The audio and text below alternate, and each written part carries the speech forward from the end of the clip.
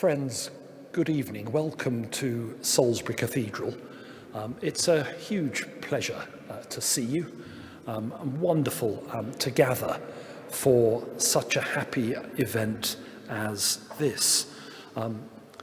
Just to do the housekeeping first, please at all times this evening follow the direction of our stewards in their white sashes for your own safety. We're here to launch kingdom buildings, and the particular pleasure of the evening is that one can often say, so-and-so needs no introduction. And tonight, there are two so-and-sos who really need no introduction. So let me introduce them anyway. The Bishop of Ramsbury is, of course, one of our bishops, a great friend to this place. Bishop Andrew holds a national portfolio for church buildings. He's written the introduction to kingdom buildings, and tonight he will be in conversation with its author. And its author is, of course, our very own Canon Kenneth Padley. By my reckoning, Kenneth has been in post as Canon Treasurer pretty well for 3 years, 1 month, almost to the day. Anyone who has met or conversed or worked with Kenneth will know that within the energy that he brings to everything he does, within that there's a penetrating intellect which is constantly asking the question, what are the implications for the gospel of this or that or the other, whatever the piece of work is that he's being concerned with. And in his time here, he has largely been concerned with this extraordinary building and the buildings of the close that it is the chapter's privilege to care for and to manage. And Kingdom Buildings draws on his long experience as a parish priest and a residentiary canon.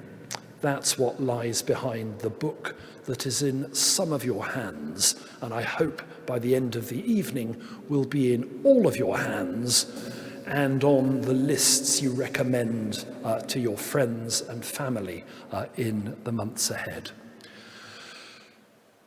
Kenneth and Bishop Andrew will be in conversation. There will then be an opportunity for questions and answers. After that, Kenneth will be signing copies of the book over at the west end of the nave. If you have pre-ordered a copy of the book, then make sure you collect it at that point.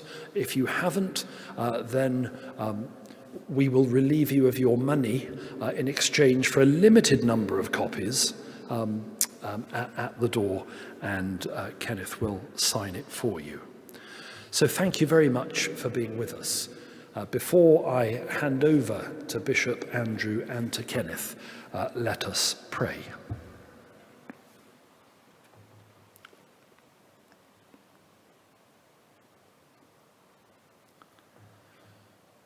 Creator God, we thank you for the glory of all you have made, and for the skill that has led people through all the centuries to fashion things of beauty as songs of praise in stone.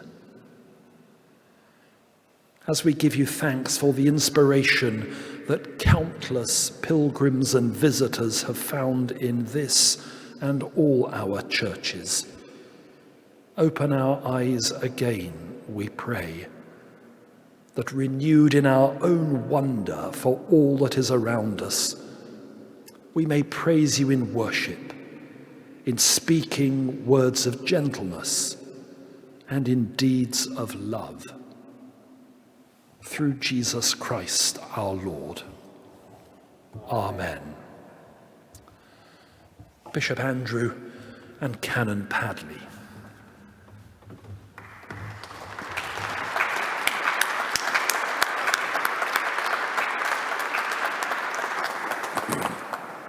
Thank you, Dean Nicholas, and good evening, friends. How very good to gather for the launch of Canon Kenneth's splendid and timely new book, Kingdom Buildings, and how good to be welcomed in to this sublime kingdom building where the stones live and tell the story of our faith and of the place in which the cathedral is set. Like many clergy, on appointment to my former parish, I was given at least one set of keys, but among them one colossal 7 or 8 inch key about the size of Kenneth's book that weighed about a pound and was the key to the 11th century, as it was, St. Mary's Church in Oxted. Often incumbents have one of those sorts of keys. This represented the paradox to me of the building that it unlocked. Because on the one hand, it opened a place of wonder and beauty. It unlocked the story of the neighborhood to those who lived there. And yet, on the other hand, it wore holes in my jackets and was emphatically not the kind of key of which you could quickly get a couple of copies made at Timpson's. It required a craftsman to file it. There was only one person in the town who was in his mid-80s at that point who knew how to make it again. And rather like the 600-year-old oak door into which it fitted, it was it both kept welcomed in and kept out. And it was heavy, but it was also a wonderful, mysterious blessing. Unlocking our church buildings is one of the most important tasks that the church has, especially for those to whom they are places where they feel they perhaps do not belong, for whom the threshold is a difficult place. And many of us who are appointed to their care are done so without any preparation in knowing how to read or understand church buildings ourselves, whether we're clergy or officers or volunteers. We find ourselves becoming inadvertent curators of the nation's built heritage. And as many of you will know, the Church of England looks after nearly half the listed buildings in the country. Therefore, learning how church buildings work and why, and as I say, how to open them up is absolutely vital. Ask the average person in the street, if you can find one, to show you the church, and they are more than likely to say, that building over there, rather than that body of people over there. And whilst we know that the New Testament likens the church, amongst other things, to a body of people, says it is a body of people that is like a building, we also know that the church is buildings that are like their people. And providentially or confusingly, we have one English word meaning two things. We must make the connection between the story of the people and the buildings that tell it so wonderfully. And if the church is to make the public case for its built heritage, then the churches of England likewise must be convinced of it themselves first. And that is why I think that it is timely and providential, a godsend, I would say, to have Kenneth's book at this point, because I believe that we are at one of the historic, critical points in the care of the nation's churches, when we must find new ways of sustaining, funding, caring for this extraordinary estate. Kenneth enables us to make this connection. He's made the connections in this book, and that allows us to make them more readily.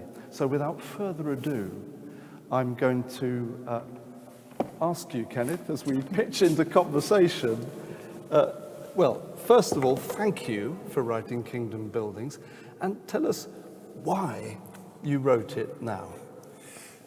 Thank you, and thank you for coming. Wonderful to see lots of folks wanting to engage with this really important topic for the church and for wider English society.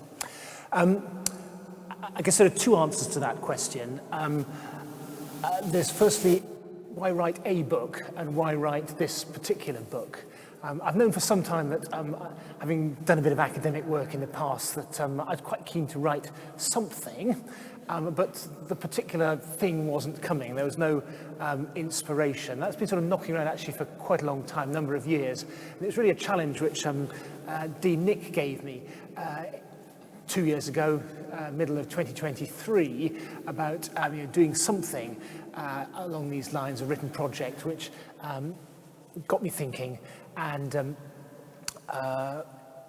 that I really did need to return to this question about writing something, but the thing wasn't coming. And then, as so often happens, it's when you're not thinking about it. It was an evensong in about November 23 that this particular idea came together. Because there's quite a lot of books about ministry, loads and loads of books, too many books telling clergy how to do their jobs, both the practicalities and the spiritualities of it. And there are a few other books about church wardens, church treasurers, how they conduct their particular ministries. And then there's more sort of academic theological stuff about the nature of the church, ecclesiology, what the church is, what the church should do. But actually, those two haven't really come together. And I hope that's what we're trying to do in this particular book. It is looking at how churches, as Bishop Andrew has said, churches which are first and foremost Christian communities, can use their built hardware more effectively.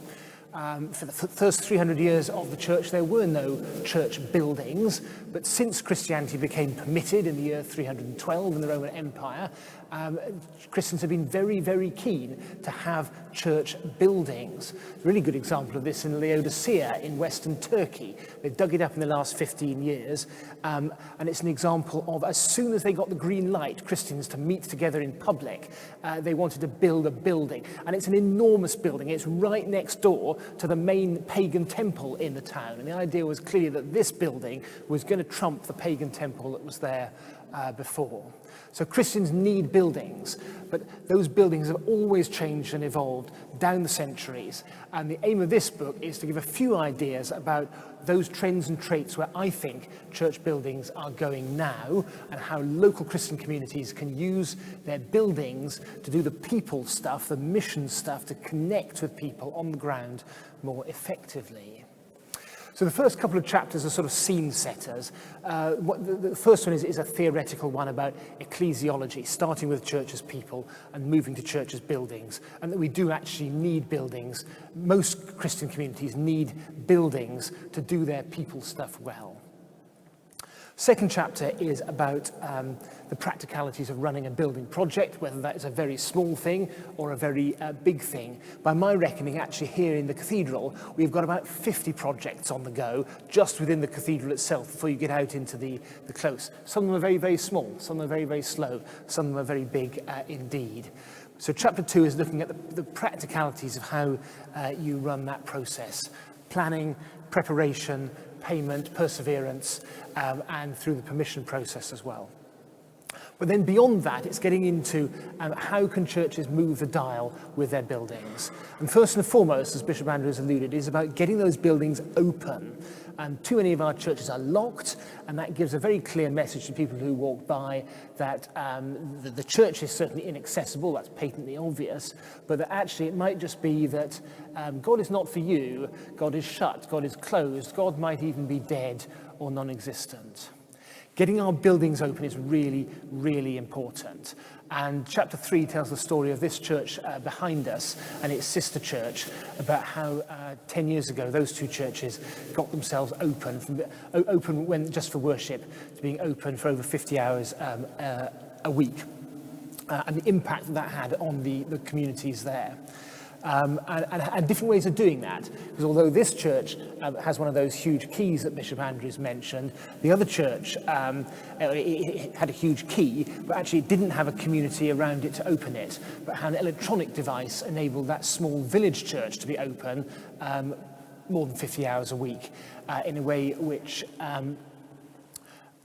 didn't in any way impede security or create issues. So getting churches open, really important. And then the book moves on to talk about specific interventions in churches, both that can be done to historic heritage buildings, where you might be looking to introduce a toilet or a kitchen or a porch, which makes the building more accessible and invitational. In that particular chapter cites a number of different examples.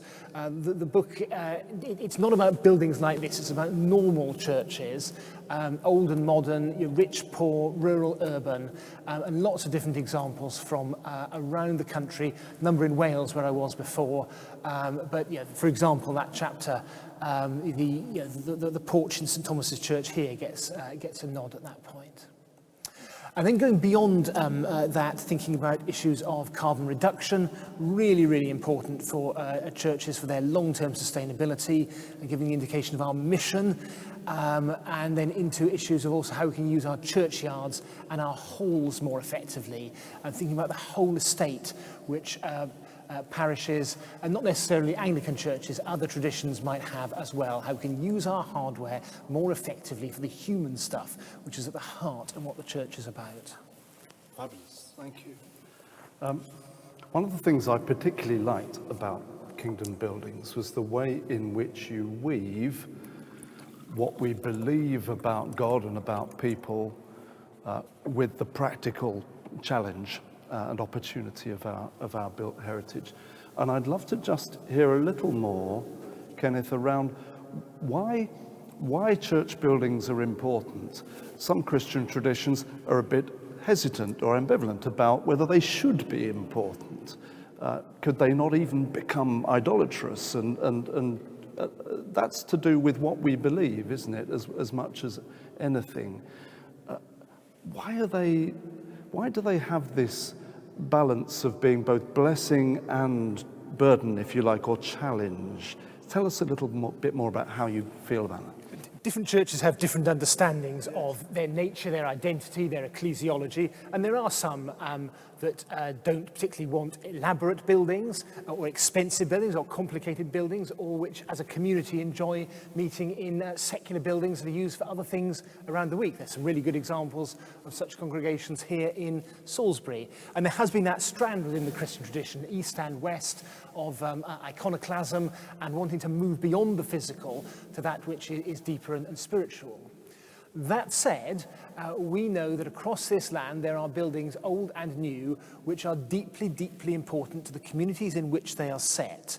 In particular, those which are ancient, because they carry something of the memory, the identity, the longing, the uncertainty, the hopes and fears of that community. They are buildings where really important things happen. Baptism, weddings, funerals.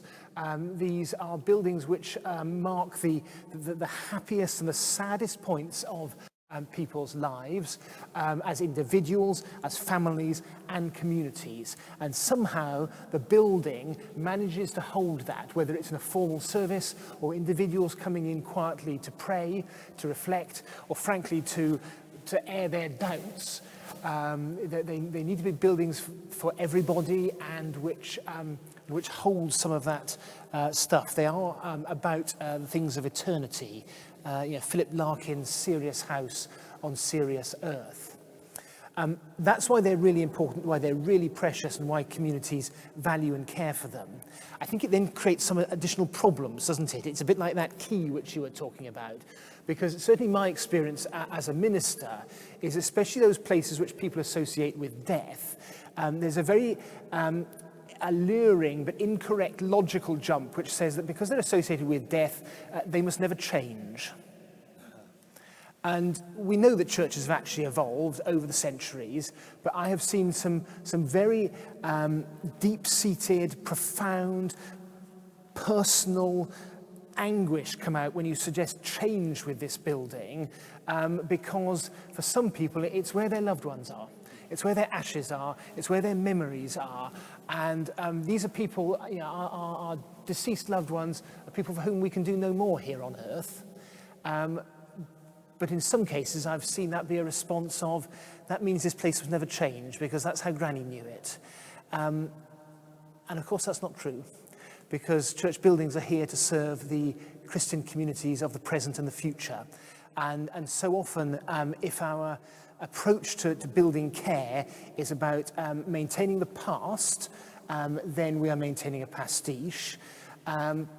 And even if it's about standing still, we're moving backwards, because people's expectations are always changing. We need buildings which are appropriately heated, lit. Buildings now need Wi-Fi, which they didn't 10, 20 years ago. So we need to be at or ahead of the curve. And if we think we're standing still, we're actually moving backwards. Fascinating. I want to stay in this because it's interesting. And thinking about past, present and future a bit more then, and we often think about how our cathedral here is still being built, and we know that's true. You know that better than most, even though it appears to represent something, as it does, deeply ancient and unchanging. Church buildings have this extraordinary capacity to preserve or conserve whatever is placed within them, whether it's a sublime carving or a broken Hoover, and place something in a church building, and it immediately becomes sacred. And those who are charged with responsibility for churches know that it can be quite hard to differentiate between what is sacred, the dried flowers in the corner that you can't move, or something genuinely of monumental significance. How do we manage, how are you suggesting we find routes through that, the preservation, conservation of the past, and the deeper truth that actually churches are invested in eternity, in the kingdom that is coming towards us from God's future? It's certainly a significant problem. I'll give an example of a church that will remain unnamed in North Wales. Certainly, when I knew it best part of 20 years ago, in the sanctuary area of the church, holiest place of the church, in the middle was the altar, rightly the focus for communion. Off on one side was the minister's chair, appropriate place for the person who's leading the service. And then mirroring the minister's chair on the other side, bolted to the floor, was a safe. Right there in the middle of the sanctuary. And that told you extraordinarily, very clear about the priorities and the attitude of that particular community, which had bolted a safe to the floor of their sanctuary. Goodness knows how they got a faculty or permission to do it. They probably just did it. It's a really significant issue because the stuff of eternity which churches embody is so important to the mission of the church. But I think to answer your question, it's a matter of returning to church as people first and building second. And if we get the people stuff prioritised, then the building needs and its use will evolve around that, as it has done for hundreds of years past. So for parishes, Anglican churches or churches of other traditions to manage their buildings well, they need that mission plan or the equivalent document about how are they going to serve the gospel now? Who are the people they're trying to reach? Is it the local people around, as you might get in an Anglican polity, the local community that they're aiming to serve in which they're embedded, or is it particular groups what we might talk about with the more modern mixed ecology or fresh expressions of church, not necessarily geographical, but who are the people that church is targeting? And from that then flows the questions about how you use and adapt your building, mindful of the significant memory which that place preserves in the community, and in many cases the significant heritage which that community is charged with curating on behalf of the locality, and in some cases the nation. And it's that delicate balance which then emerges in the permissions process, and in the Anglican case the faculty process, between conservation of heritage and making those buildings fit for purpose and for mission in the modern day, and where the Dawson Advisory Committee, the secretary, to put him on the spot here, is with us. Great to see you here, Dan. Is a crucial gatekeeper to that, and that delicate dance between preserving heritage in a way which facilitates the mission of the church in every age. It's a delicate dance indeed. Thank you. And time and again in conversation about church buildings, one encounters the truth that actually you can't envisage the future that God has in store if you dispense with the past and God's actions in the past and human history. So the interconnectedness, the vital presence of the past, of our heritage, in order to reach a hopeful future, I think has to be connected, as you say. Thank you. So we have this extraordinary estate in the Church of England of not solely, but very often, significantly historic buildings of architectural importance to the nation, 15,700, something like that, parish churches, a colossal inheritance. How sustainable is it? And you can take the word sustainable in any way you want. Thank you, I will. We know there are some enormous challenges around maintaining church buildings, especially in communities that are small, vulnerable, fragile, as the nature of community, faith community and local community changes and shifts. And I'd suggest in answer to that question that there are three particular challenges, parking the missional stuff of the church and for a minute, and the people that we're meant to be working with. There is obviously the financial challenge involved in maintaining significant heritage buildings. That presents extra costs because we need the right skills to look after those buildings appropriately. And sometimes those skills are in short supply. It's a huge privilege to work in a cathedral which has an on-site works yard where we have masons who use skills that built this cathedral 800 years ago, glaziers who similarly are passing down some of those really precious and very rare gifts. So maintenance of those skills is really important, and the funding to deliver appropriate repairs and conservation is a significant issue. We know there is a particular issue at the minute around VAT. 25 years ago, the then government brought in a scheme which gave churches grants for VAT paid on listed places of worship. And that was a nod to the fact, as Bishop Andrews alluded, that the churches, the denominations of this country are caring for a significant part of the churches, the nation's heritage.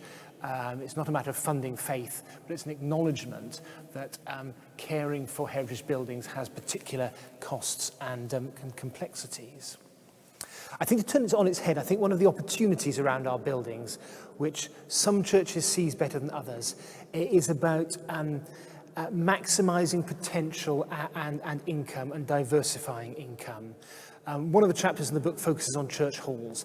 I'm sure that those churches, often in urban and suburban areas, it's more of a challenge in rural areas. But where churches have halls, those are not only really good places for meeting people, but actually they have the potential, if worked well, to generate income which can be fed back into the wider mission of the parish, including care and conservation of the church building, which doesn't create an additional burden on the worshipping congregation. Halls are really, really important. I'm sure about that. Secondly, in terms of sustainability, I think there's the question of the environment. And we know that there is an environmental imperative on the whole of society to be reducing our reliance on carbon fast. The General Synod of the Church of England has asked for that to happen within the Church of England estate by 2030. Now, however realistic we think that is, we need to be pulling every lever we can as fast as we can. And we want to do this because actually this is a social justice issue. This goes to the heart of the Church's mission, because we know that our failure to respond rapidly to climate change is going to affect the most vulnerable people on earth with more extreme weather events, vulnerability to lives, livelihoods, property in the future. And often folks not in this country, but in other parts of the world. It's a massive, massive issue. And I know that there are bits of the net zero agenda which aren't very sexy at the minute in certain quarters politically. But my encouragement on this is that we need to get ahead of the historical curve, because my hunch is that in 50 years' time, certainly 100 years' time, people will look back on those that are not moving forward on carbon reduction like we do on the slavers of the past. It's about cheap energy. And the legacy of not making change is that we leave enormous problems for the future. And that's really tricky with churches because of the listing, the conservation complexities, and the fact that these buildings were built before central heating. You know, they're big, they're vast, they're leaky. Clark Works and I, some of our colleagues from the Works department, we took a walk around the high level here at the Cathedral a few weeks ago, just looking at how many holes there are. It took the best part of a day to spot all the holes, didn't it? And that's before you then build a programme, both of the people and the funding to do something about it. So decarbonising heritage buildings is really, really tricky, to do it in a way which is appropriate. It can be done, but we need to be planning now, because these things are going to take years to achieve. Thermal efficiency, it sounds deeply boring, but it's really, really important if churches are to get on the front foot with the carbon reduction stuff. Thermal efficiency and then low carbon heating systems. There is other low-hanging fruit. The lighting work which we did in here last year, £500,000 to take 80% plus off our electrical requirement for lighting. It's invisible. You're not meant to see it, but it's really, really important if we're going to do the right thing for the long term. So the environmental issues are really tricky ones when it comes to the sustainability. And then the third area, because we're often caring for heritage buildings, is about negotiating the permissions process. And those of you who are involved in care for parish churches will be aware that there's this dual control system, that permissions inside church buildings require a faculty from the legal officer, the Chancellor of the diocese, not the Chancellor of the Cathedral, the Chancellor of the diocese, but then also works outside listed buildings will require planning permission as well. Sometimes you need both. But these processes are in place to make sure that we do the right thing for the long term, which both meet the needs, the worshipping and the ministry needs of the church community, but also issues of heritage conservation. And negotiating those permissions processes can take time. And it's my one encouragement for those of you who are in local church leadership is to be talking to your DACs, your diocesan advisory committees, DAC secretary, put Dan on the spot again, talk to Dan early in that process to get the advice of the people who are around Dan with wisdom in all the areas that churches are responsible for. Organs, stained glass, structural engineering and so on early in the process, so that you don't dream up a scheme which actually isn't going to work. Involve the experts which are free and at your disposal through Dan and his team early in the process. Lots of riches there, Kenneth. Thank you. Increasingly in our society, there is a polarization of views and opinions about things. We know that, and it's easy for these wonderful, extraordinary spaces to be seen as exclusively religious spaces, as opposed to a sort of secular public sphere. And one of the gifts of church buildings, of course, is that they are historically shared spaces, and all kinds of things took place and still take place within them. And it seems to me that one of the gifts that church buildings continue to offer our culture is this blurring of sacred and secular, actually, that God is in this place more broadly. And that sense of stumbling onto holy ground. Just so. And I wonder how these kinds of partnership that can support buildings practically, in terms of their fabric, their upkeep, and so on, also connect in, therefore, with a theological vision, which is about God in our midst. I'm not sure what the question is that I'm asking. I'm just musing really around that, Kenneth. It's something which you're very much involved with at a national level, isn't it? In terms of both talking to the secular institutions and to the church about that mixture of use in our buildings, so that we get people making good use of the buildings, which then cares for the building, but also actually from the church's point of view brings in some of those folks who might engage with the purpose which is at the core of the building. So I think I'm interested, therefore, to know, how do we do that at a local level? What can those who care for church buildings do to enable the sort of partnerships locally that are going to be good for the building and good for the mission of the church? One of the things that I recount in the book is the story of the 19th century, which, as the Anglo-Catholic movement, built and rebuilt and decorated beautiful, beautiful churches around this country. Part of the indirect knock-on of that was exclusivity, as you mentioned, and churches which become only used for worship purposes. And that actually is a pastiche of the medieval church, which they were trying to recover something of, where actually all sorts of functions would have carried on in the church building within the village and the local community, education, social, commercial, and so on.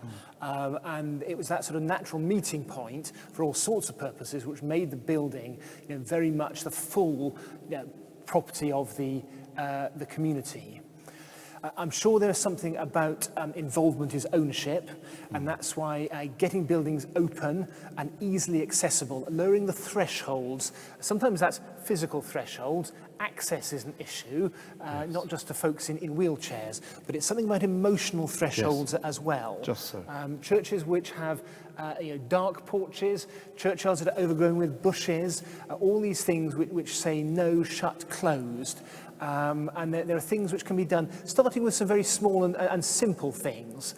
And again, part of what the book is about being realistic about where churches are starting from. We can only start where we're starting from, and some churches will have very limited financial resources or willingness for momentum within their leadership teams. But wherever a community is, I'm sure there are things that we can do to start off, just to start to break open the buildings and to reduce some of those thresholds, and to reduce some of the emotional thresholds before you start to move on and tackle some of the physical thresholds.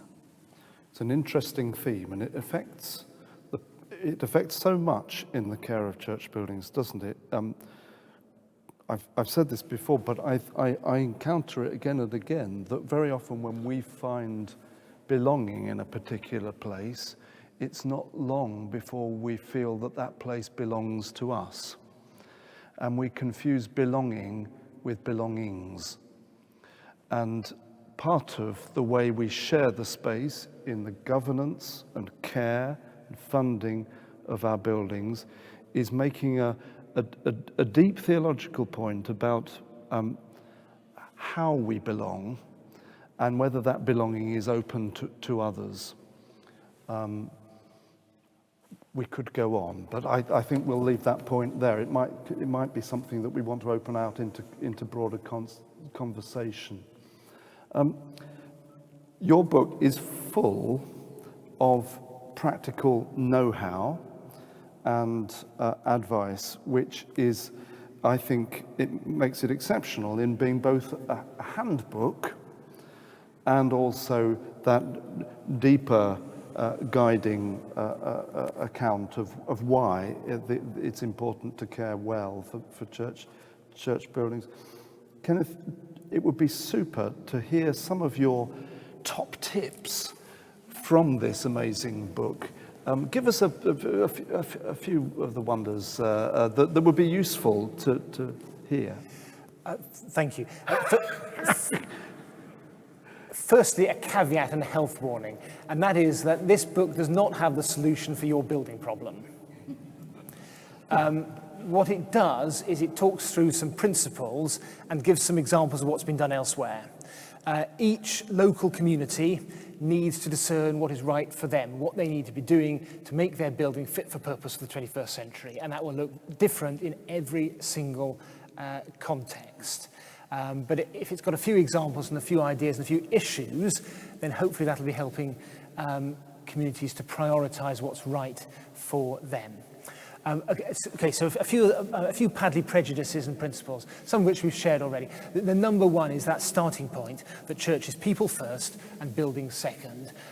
If we get that the other way round, then we've got all sorts of problems.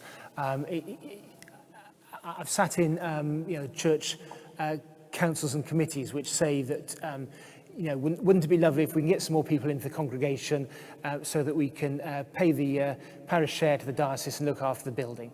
Well, yes, but no. We want people to come because they're beloved children of God, and this is the place where we might want to invite them. But actually, having got them here, then they might have skills, interest, and energy which they can put into their this community building. So people first, building second. We've talked a lot about that. The stuff about planning well is really, really important. Some projects can and must be done in very short order. And the lighting here was one of those examples. I was told in October 2023 by our in-house electrician basically that he couldn't get any more of the previous bulbs for the old system, and that we basically had an 18-month time fuse in order to sort it out. That means you've got to pull the stops out pretty quickly, otherwise you end up with no lighting, which means no worship, no visitors, no nothing.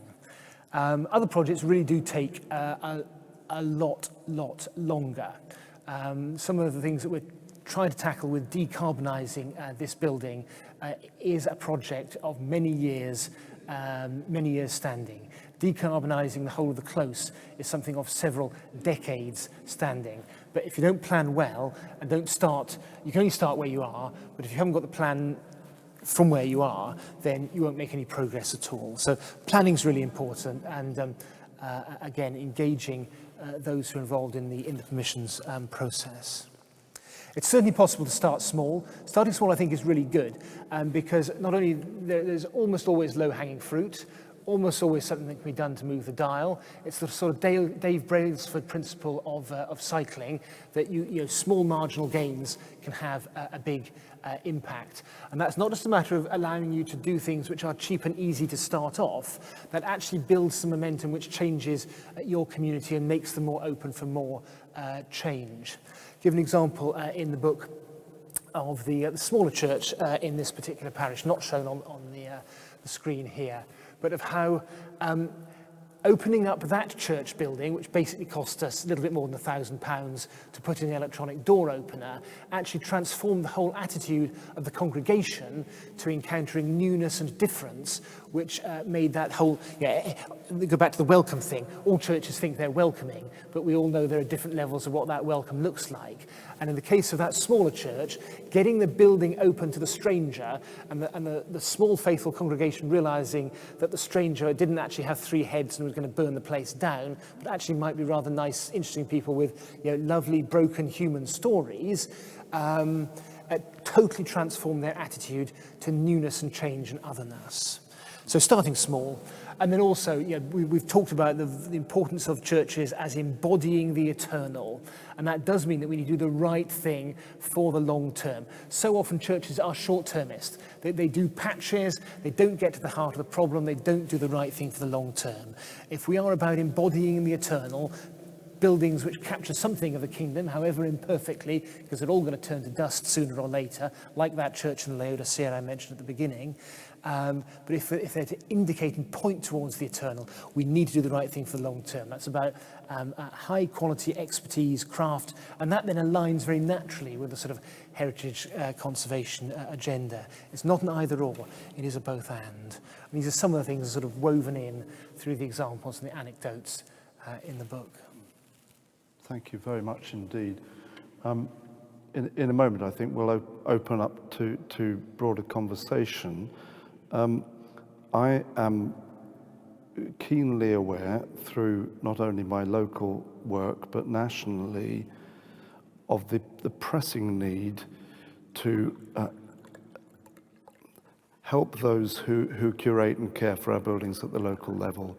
It is that advocacy is vital, whether it's in the listed buildings, place of worship scheme, or in the drafting of the mission and pastoral measure that will affect the routes to keeping churches open or in some cases closure.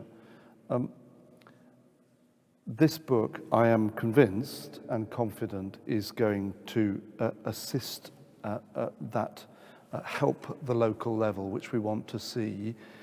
If you have one hope for what the book will do, what is your hope for kingdom buildings, Kenneth? I haven't warned you of that question, but I think it would be a super one, just to hear what would you like it to do and be?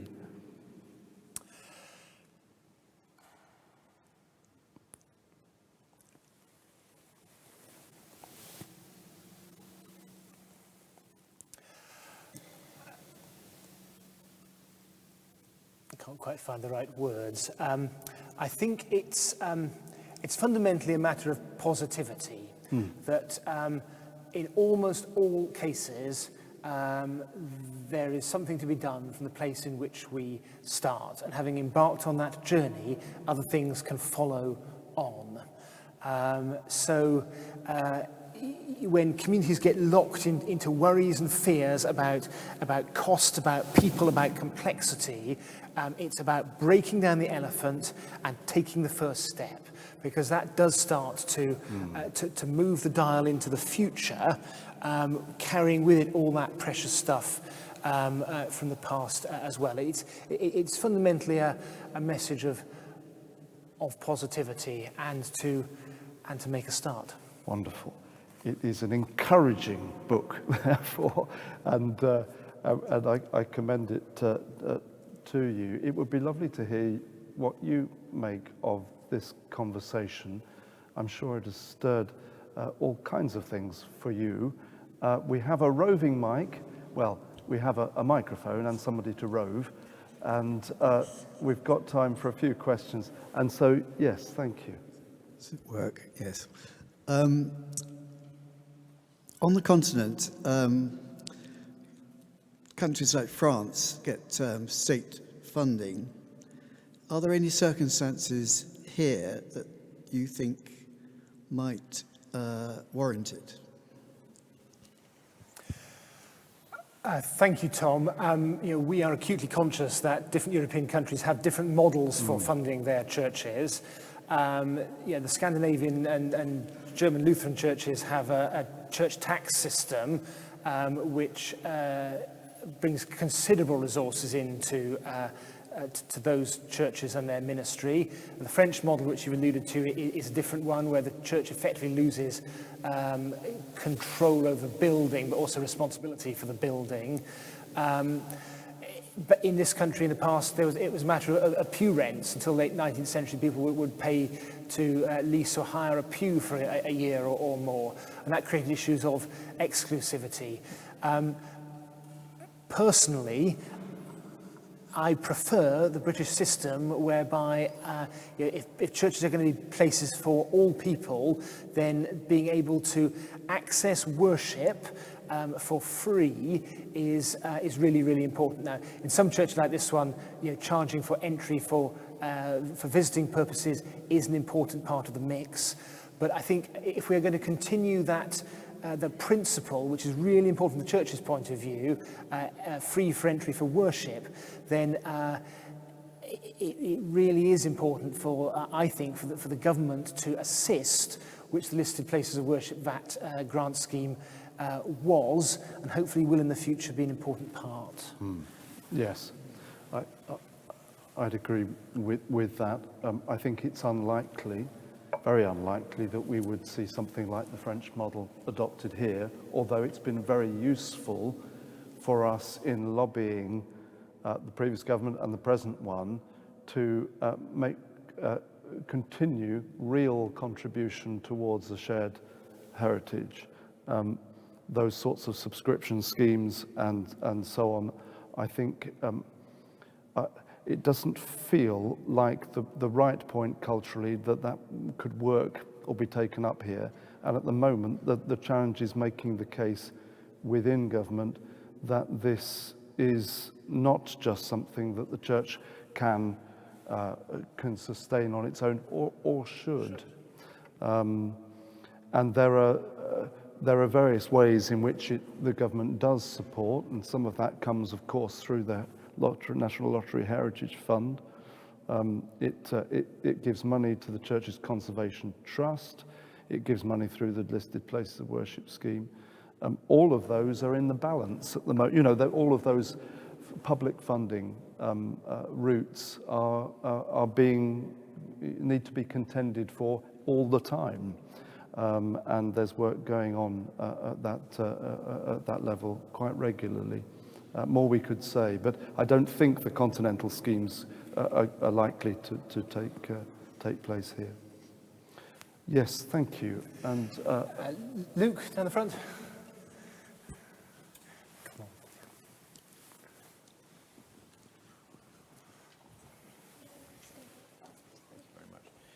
Thank you very much.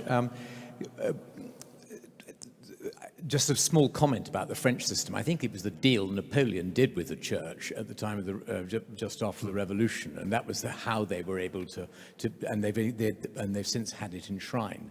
I think there's another problem though, which is about the fact that an awful lot of people care a lot about the churches in England, rather more than they do about the Church of England. And there's a lot of communities who will be very happy to support their church if they thought it wasn't just about worship. There is this community centre thing, storytelling for kids, getting the schools involved, which is not necessarily about spirituality. And I think there's an awful lot of churches, and I'm sitting next to the DAC secretary, he must know about this, but who are looking at this, but are very nervous about going down that route.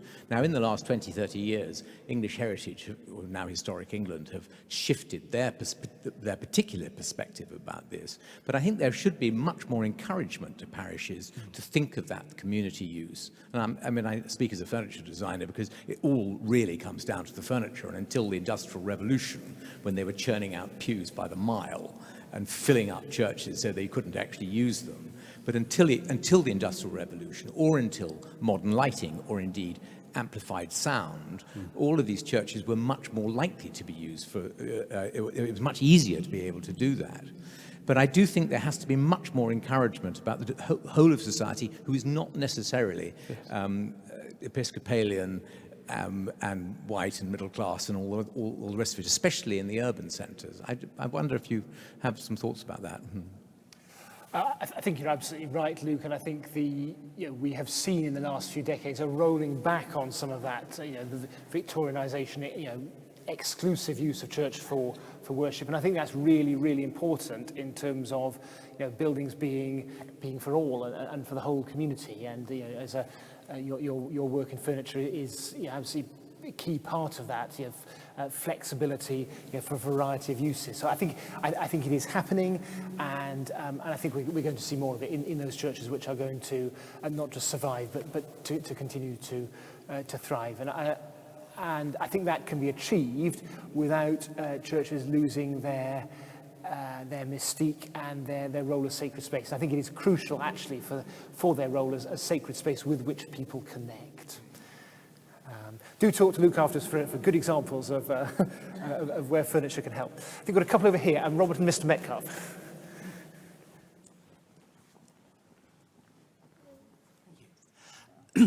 You've spoken, both you and Bishop Andrew, about the way a church building functions sometimes very potently in the lives of those who may not come to services. If a church was thinking about setting up a friends organisation, what would your advice be? Thank you, really helpful, because I always almost mention friends groups in relation to what Luke was saying, because the role of friends groups historically has been to tap into that interest in the building as a building, which is not necessarily as a place of worship. And it's really good to have the chair of the Friends of the Cathedral here tonight. We're conscious, aren't we, Luke, of some of the conversation which we have about the changing nature of membership and belonging, which traditional friends groups, it presents challenges. The idea of signing up and paying an annual subscription is really valuable, really precious. But I think it presents some challenges in a digital age when people belong in different ways and they give in different ways. I think there's a whole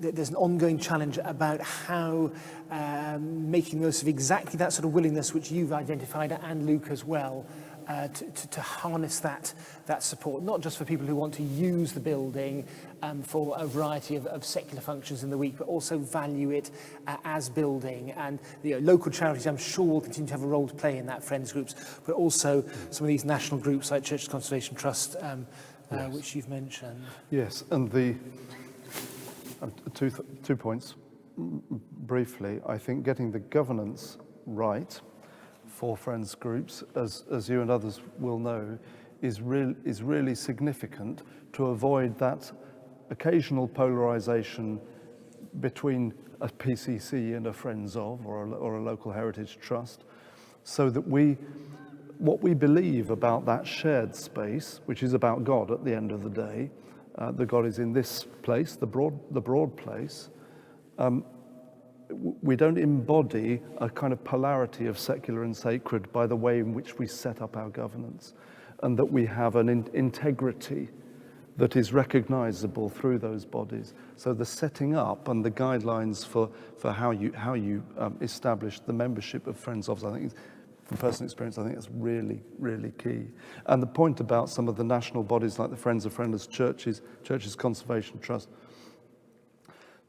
a lot of the what we're noticing at the moment is the changing nature of support and affiliation and curiosity about these groups is taking place on social media, and there are a huge amount of interest in and support of those groups without traditional membership, but is simply in following certain social media feeds, which is leading to sort of revival of pilgrimage, church visiting. I mean, the cathedral will be benefiting from that and knows about that. So finding those new routes online where a lot of this revival of interest is taking place. And there's enormous opportunity there as well as a challenge. It's back to this stuff about belonging and how do people identify with, yeah, and connect with. And although there's some challenges to traditional models of membership and groups, whether that's a friends, charity or a church, there are huge opportunities as well online. Thank you. Yes, Jeremy. And then Ruth.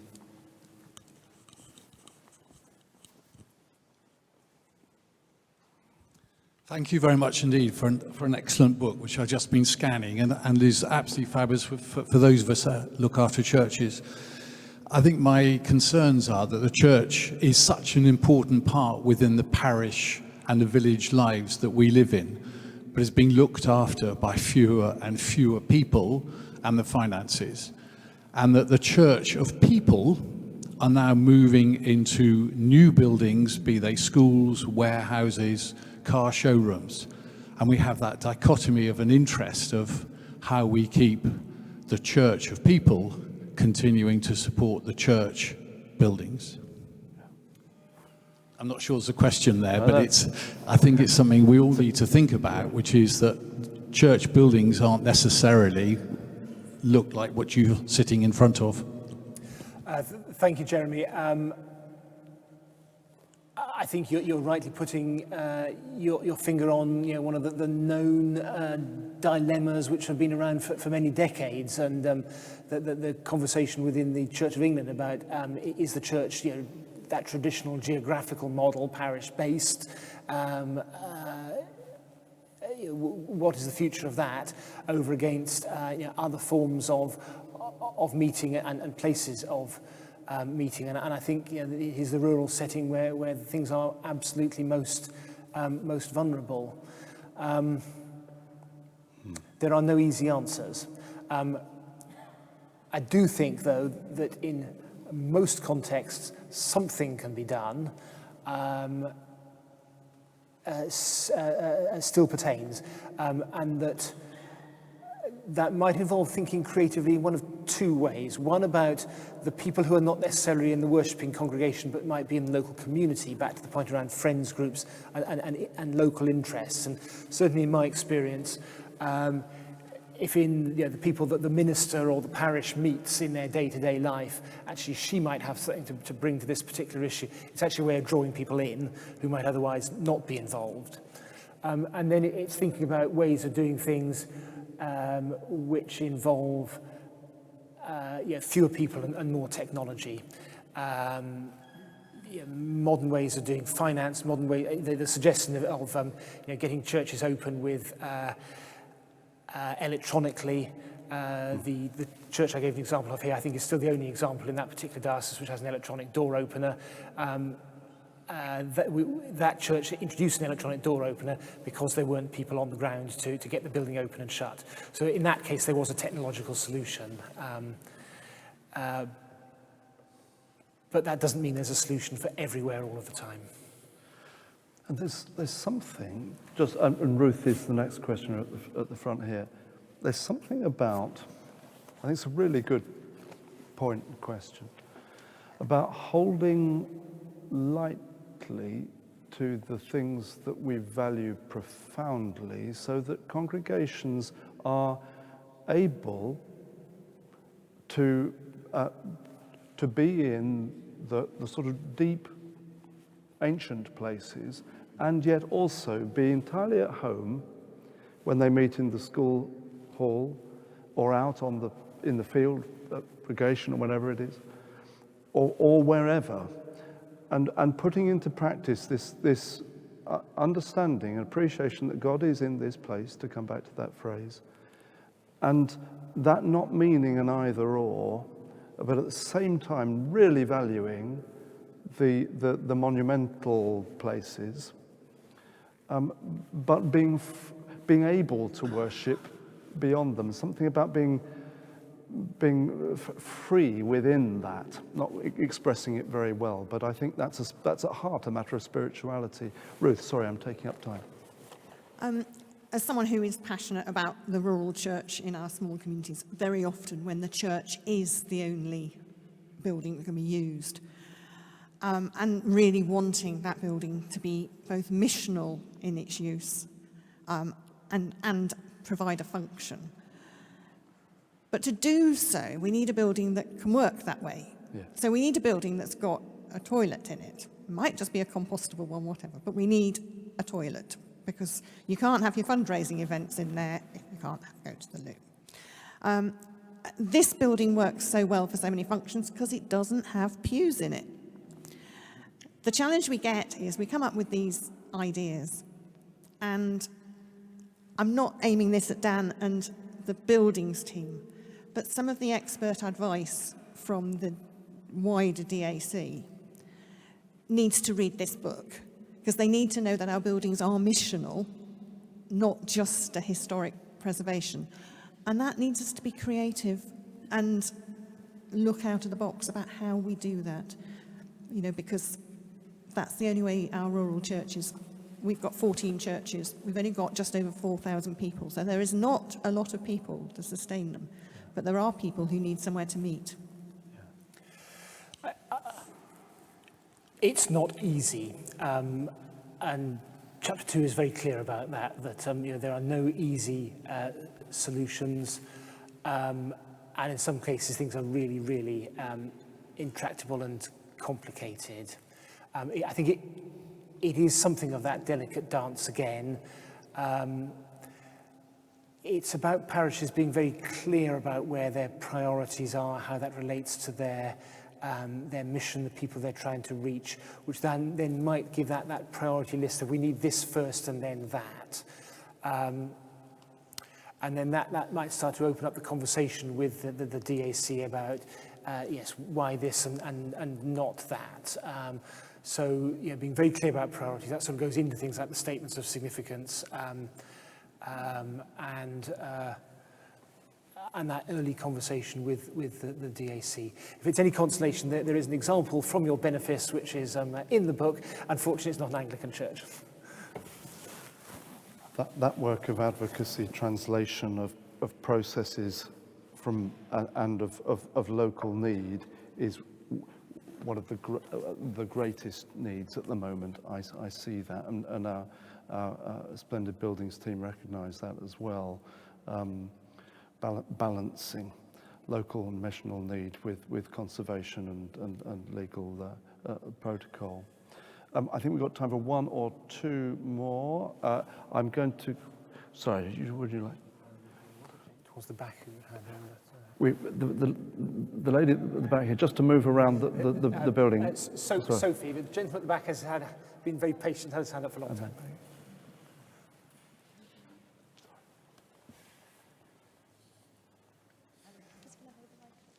We're going to be around a bit afterwards, so do Is that all right catch us one-to-one. We'll be snappier in our answers and fit Sorry, one or two I was more. just wondering, surely you've said quite a bit about not generalising with the churches, but taking care of the individual local communities.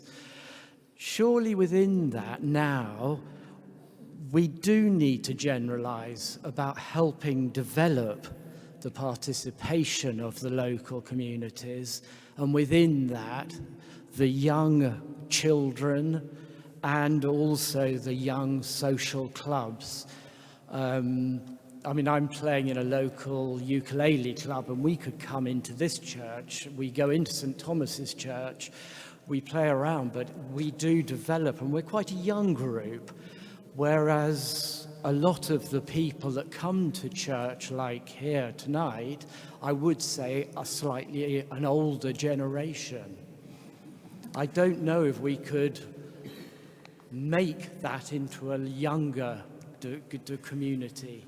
We need buildings which are accessible to as many as possible. There is a section on access, and that's about people's diversity and different needs, but part of that diversity is about the young as well, and both areas which are particularly focused for the young and areas which are not inaccessible to the young. So that there's again a bit about hardware there, but also then a bit about purpose and planning and what the mission of that church is for their building. To give an example of the church behind us, that was a congregation, back to the old hoary question of pews, which was completely split on the question of pews. Do you ditch the pews or do you get chairs? We went to look at some excellent examples by a furniture designer who will remain unnamed, and I'm afraid we didn't get any on this occasion, Luke. But in that particular church, we didn't actually change the solution with the pews, because when the primary school came in on a Wednesday morning, I needed every single seat available to get the children and their parents in. And in that particular case, the pews were the right solution for the children. Elsewhere, flexibility, different sorts of seating is appropriate. So it's getting the right solution for that locality. Thank you. Was it so for you? Possibly Sue. Let's make Sue the last one. We are going to be around afterwards, so just come and catch us. Last question to Sue. Thank you, Kenneth.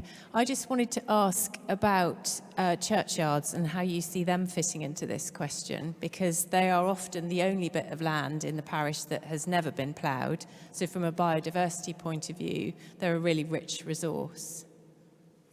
Thank you. Excellent plug for Chapter 6, which is all about churchyards. Churchyards are an absolute menace as far as local churches are concerned, because they create all sorts of liabilities and not necessarily many opportunities. There are some opportunities. They're crucial to the threshold stuff which we've talked about, because they are either a green barrier of bushes that get in the way, or an inviting space which leads people on. So that they need to be safe. They need to be physically safe. They need to be lit. So the welcome stuff touches the churchyards well. They do provide opportunities for gathering, often gathering for people who won't necessarily want to venture into the building. We learned a lot during the corona pandemic about outdoor meeting for worship, and actually that created a lower emotional threshold for some people. They are places for embodying a lot of the environmental and the ecological, which we see here in the churchyard at Salisbury, but so many other churches do as well. A little bit about Caring for God's Acre, that website, and some of the Arosha schemes, where the environmental agenda tips over into some of the green stuff. So although there are lots of liabilities and complexities with churchyards, even with churchyards there are things that can be done. Same principles apply. Thank you. Thank you. We will finish questions there. Apologies to those who had their hands raised. And there is a chance now to continue the conversation. Kenneth is around to chat, as am I, but also to sign copies of the book. Thank you to you for being here and taking part in what has been, from my side anyway, a really stimulating opportunity to open this winsomely written and encouraging book. Thank you for writing it now. And I wonder, Kenneth, if you would pray for us as we conclude. Thank you. Thank you again for coming. Thank you for the ministries you're exercising in your churches. Bishop Andrew, thank you. I haven't actually mentioned his book called Parish, which has got a lot of the sort of theoretical underpinnings to some of the nuts and bolts of this one. So get Parish as well. This is what I think is the best prayer about churches, because it embodies the stuff that we've been talking about. It's from Thomas Ken, who was Bishop of Bath and Wells in the late 17th century. O God, make the door of this house wide enough to receive all who need human love and fellowship and a Heavenly Father's care, and narrow enough to shut out all envy, pride and hate. Make its threshold smooth enough to be no stumbling block to children, nor to straying feet, but rugged enough to turn back the tempter's power. Make it a gateway to thine eternal kingdom. Amen.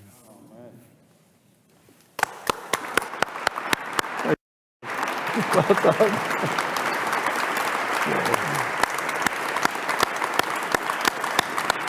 Wonderful.